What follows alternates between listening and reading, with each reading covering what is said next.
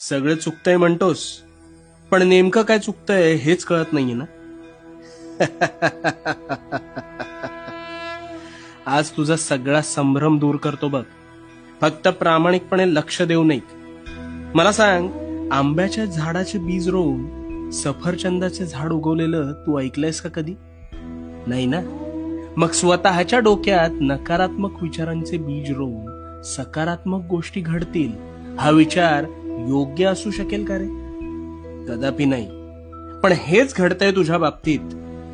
तू एखाद्या गोष्टीचा आरंभ संकल्प करून मोठ्या दिमाखात करतोस, पण काहीच दिवसात अपेक्षित यश मिळत नाही, म्हणून नकारात्मक विचारांचं तोरण आधीच मनात बांधायला सुरू करतोस. आणि मग गोष्टी मनासारख्या होत नाहीत, म्हणून कायम रडत बसतोस. नकारात्मक विचारांचं ग्रहण लागलंय रे तुला. तुझ्या विचारांच्या संभ्रमात